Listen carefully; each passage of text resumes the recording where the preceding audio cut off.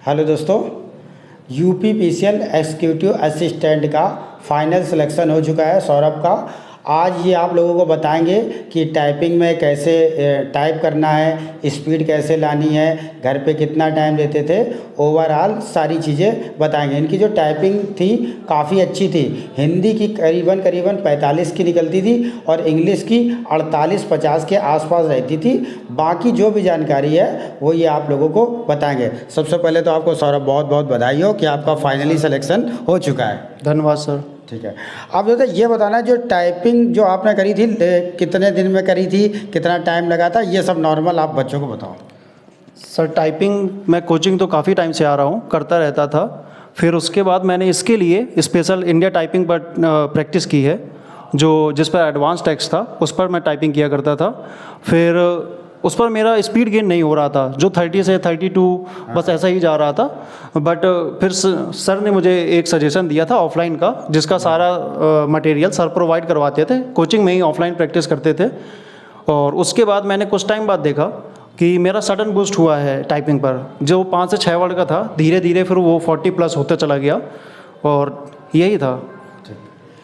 अच्छा, ये बताइए बच्चों को कि जो लास्ट में जो 2 दिन होता ना कि बच्चा थोड़ा सा डर जाता है कि हमें थोड़ी दिक्कत हो रही है सर, जो हमारी स्पीड ज़्यादा थी अब हमारी कम आ रही है, तो उसके लिए बताइए कि जो बच्चा लास्ट के जो 2 दिन होते हैं उसमें प्रेशर कैसे हैंडल करे, और जब वहाँ पे जाए कोचिंग में जो रूम मिल जाता है तब प्रेशर कैसे हैंडल करना है।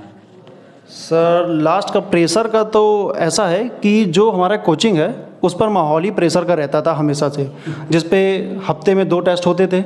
और जब भी मैं टाइपिंग किया करता था, स्पेशली जिनका सिलेक्शन हो जाता है, कोचिंग पर ज़्यादा ध्यान दिया जाता था उनका, तो ऐसा होता था, प्रेशर हमेशा रहता था। हफ्ते में 2 टेस्ट होते थे, वहाँ प्रेशर रहता था। तो ऐसे धीरे धीरे प्रेशर तो मुझे लगता नहीं कि हॉल में मेरे ऊपर आया था।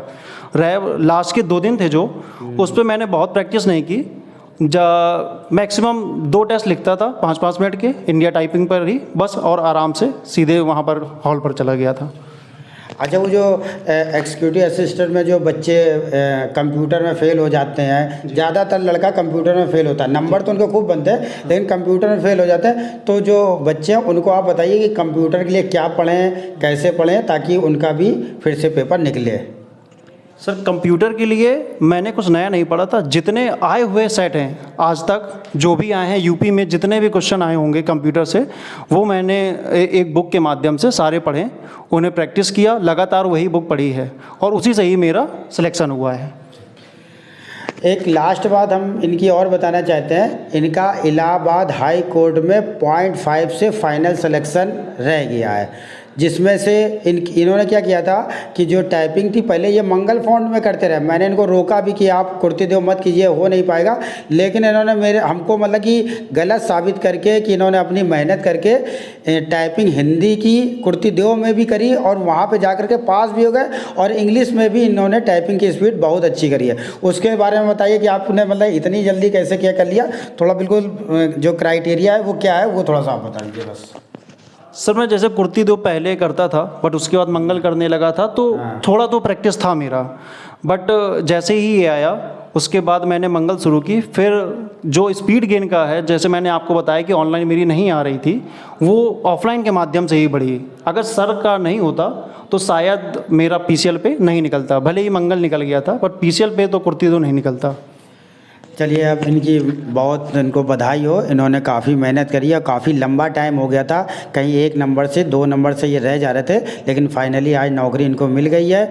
बहुत बहुत बधाई हो।